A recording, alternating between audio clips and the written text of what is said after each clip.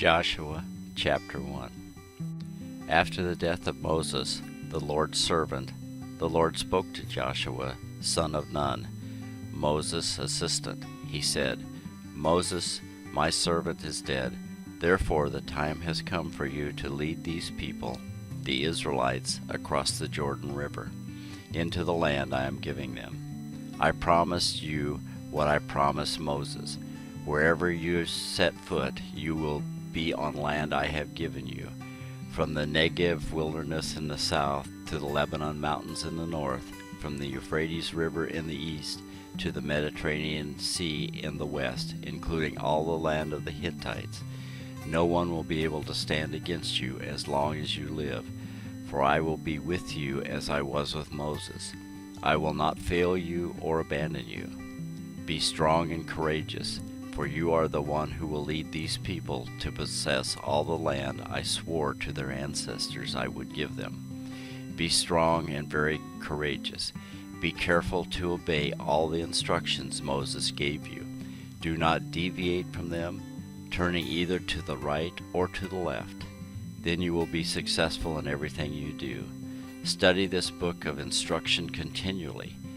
Meditate on it day and night, so you will be sure to obey everything written in it. Only then will you prosper and succeed in all you do. This is my command: be strong and courageous. Do not be afraid or discouraged, for the Lord your God is with you wherever you go." Joshua then commanded the officers of Israel, "Go through the camp and tell the people to get their provisions ready. In 3 days you will cross the Jordan River and take possession of the land the Lord your God is giving you." Then Joshua called together the tribes of Reuben, Gad, and the half-tribe of Manasseh. He told them, "Remember what Moses, the servant of the Lord, commanded you. The Lord your God is giving you a place of rest. He has given you this land. Your wives, children, and livestock may remain here in the land Moses assigned you on the east side of the Jordan River. But your strong warriors, fully armed, must lead the other tribes across the Jordan to help them conquer their territory. Stay with them until the Lord gives them rest, as he has given you rest, and until they do, possess the land the Lord your God is giving them. Only then may you return and settle here on the east side of the Jordan River, in the land that Moses, the servant of the Lord, assigned to you." They answered Joshua, "We will do whatever you command us, and we will go wherever you send us. We will obey you just as we obeyed Moses, and may the Lord your God be with you as he was with Moses. Anyone who rebels against your orders and does not obey your words and everything you command will be put to death. So be strong and courageous." Joshua chapter 2. Then Joshua secretly sent out 2 spies from the Israelite camp at Acacia Grove. He instructed them, "Scout out the land on the other side of the Jordan River, especially around Jericho." So the 2 men set out and came to the house of a prostitute named Rahab, and stayed there that night. But someone told the king of Jericho, "Some Israelites have come here tonight to spy on our land." So the king of Jericho sent orders to Rahab, "Bring out the men who have come into your house, for they have come here to spy out the whole land." Rahab had hidden the 2 men, but she replied, "Yes, the men were here earlier, but I don't know where they were from. They left the town at dusk, as the gates were about to close. I don't know where they went. If you hurry, you can probably catch up with them."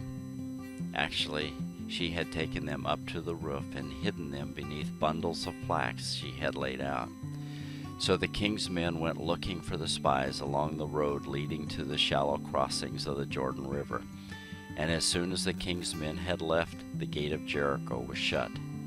Before the spies went to sleep that night, Rahab went up to the roof to talk with them. "I know the Lord has given you this land," she told them. "We are all afraid of you. Everyone in the land is living in terror, for we have heard how the Lord made a dry path for you through the Red Sea when you left Egypt. And we know that you did in Sihon and Og, and 2 Amorite kings east of the Jordan River, whose people you completely destroyed.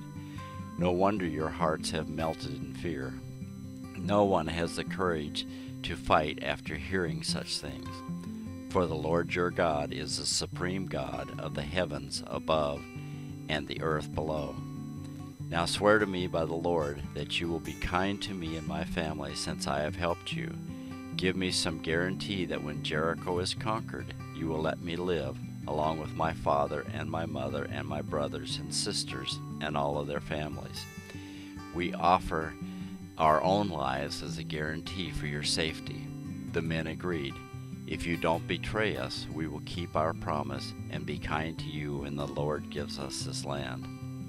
Then, since Rahab's house was built into the town wall, she let them down by a rope through the window. "Escape to the hill country," she told them. "Hide there for 3 days with the men searching for you. Then, when they have returned, you can go on your way." Before they left, the men told her, "We will be bound by the oath we have taken only if you follow these instructions. When we come into the land, you must have this scarlet rope hanging from the window through which you let us down, and all your family members, your father, your mother, brothers, and all your relatives must be here inside the house.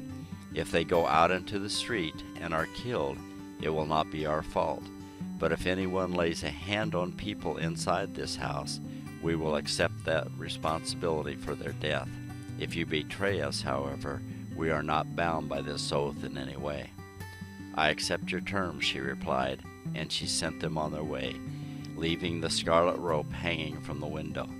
The spies went up into the hill country and stayed there 3 days. The men who were chasing them searched everywhere along the road, but they finally returned without success. Then the 2 spies came down from the hill country, crossed the Jordan River, and reported to Joshua all they had happened to them. "The Lord has given us the whole land," they said, "for all the people in the land are terrified of us." Joshua chapter 3. Early the next morning, Joshua and all the Israelites left Acacia Grove and arrived at the banks of the Jordan River, where they camped before crossing.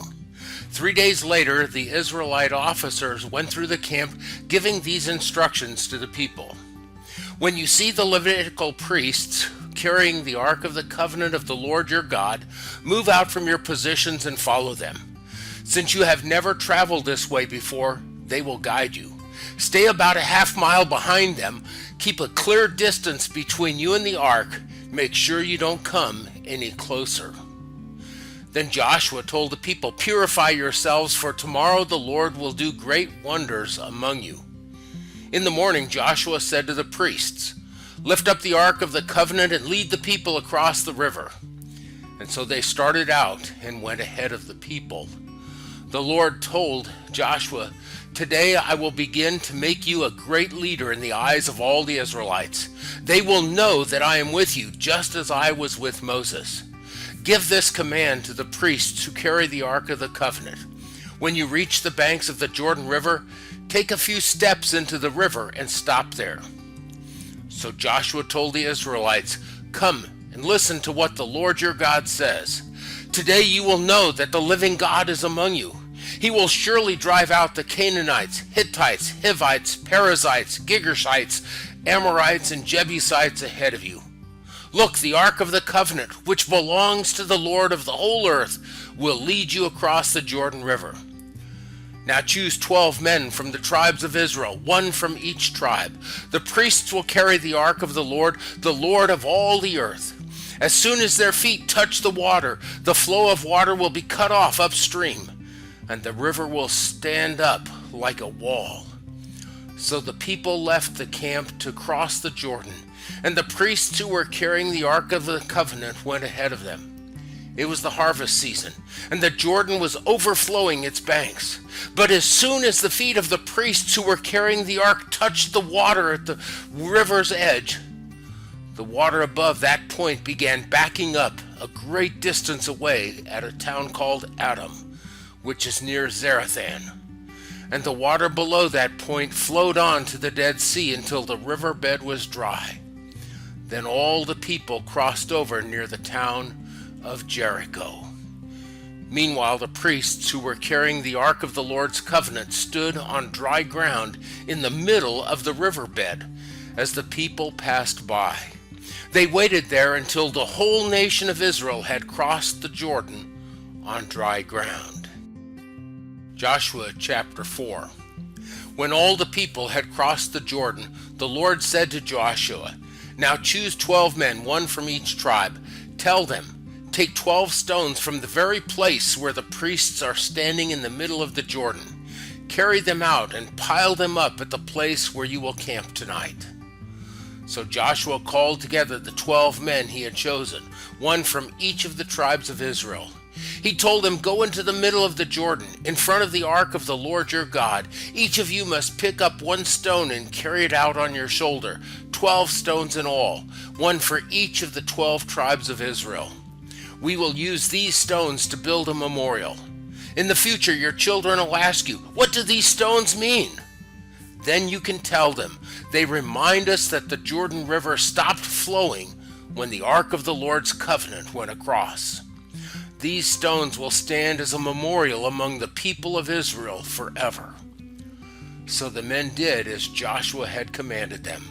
They took 12 stones from the middle of the Jordan River, one for each tribe, just as the Lord had told Joshua. They carried them to the place where they camped for the night and constructed the memorial there. Joshua also set up another pile of 12 stones in the middle of the Jordan, at the place where the priests who carried the Ark of the Covenant were standing, and they are there to this day. The priests who were carrying the ark stood in the middle of the river until all of the Lord's commands that Moses had given to Joshua were carried out. Meanwhile, the people hurried across the riverbed, and when everyone was safely on the other side, the priests crossed over with the ark of the Lord as the people watched. The armed warriors from the tribes of Reuben, Gad, and the half-tribe of Manasseh led the Israelites across the Jordan, just as Moses had directed. These armed men, about 40,000 strong, were ready for battle, and the Lord was with them as they crossed over to the plains of Jericho. That day, the Lord made Joshua a great leader in the eyes of all the Israelites, and for the rest of his life they revered him as much as they had revered Moses.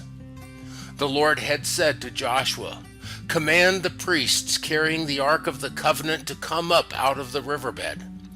So Joshua gave the command. As soon as the priests carrying the Ark of the Lord's Covenant came up out of the riverbed, and their feet were on high ground, the water of the Jordan returned and overflowed its banks as before. The people crossed the Jordan on the 10th day of the first month. Then they camped at Gilgal, just east of Jericho. It was there at Gilgal that Joshua piled up the 12 stones taken from the Jordan River. Then Joshua said to the Israelites, "In the future your children will ask, 'What do these stones mean?' Then you can tell them, 'This is where the Israelites crossed the Jordan on dry ground. For the Lord your God dried up the river right before your eyes, and he kept it dry until you were all across, just as he did at the Red Sea when he dried it up until we had all crossed over. He did this so that all nations of the earth might know that the Lord's hand is powerful, and you might fear the Lord your God forever." Joshua chapter 5. When all the Amorite kings west of the Jordan and all the Canaanite kings who lived along the Mediterranean coast heard how the Lord had dried up the Jordan River so the people of Israel could cross, they lost heart and were paralyzed with fear because of them. At that time the Lord told Joshua, "Make flint knives and circumcise this second generation of Israelites."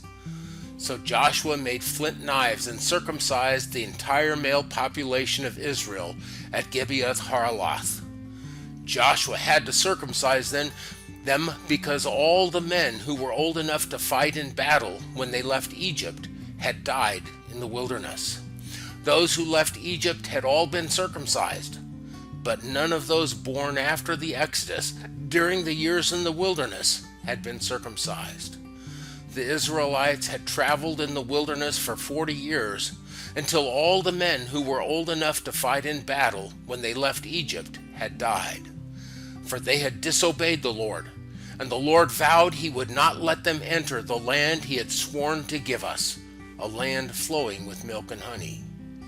So Joshua circumcised their sons, those who had grown up to take their fathers' places, for they had not been circumcised on the way to the promised land. After all the males had been circumcised, they rested in the camp until they were healed. Then the Lord said to Joshua, "Today I have rolled away the shame of your slavery in Egypt." So that place has been called Gilgal to this day. While the Israelites were camped at Gilgal on the plains of Jericho, they celebrated Passover on the evening of the 14th day of the first month. The very next day they began to eat unleavened bread and roasted grain harvested from the land. No manna appeared on the day they first ate from the crops of the land, and it was never seen again.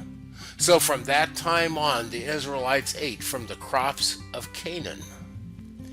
When Joshua was near the town of Jericho, he looked up and saw a man standing in front of him with a sword in his hand. Joshua went up to him and demanded, "Are you friend or foe?" "Neither one," he replied. "I am the commander of the Lord's army." At this, Joshua fell with his face to the ground in reverence. "I am at your command," Joshua said. "What do you want your servant to do?" The commander of the Lord's army replied, "Take off your sandals, for the place where you are standing is holy." And Joshua did as he was told.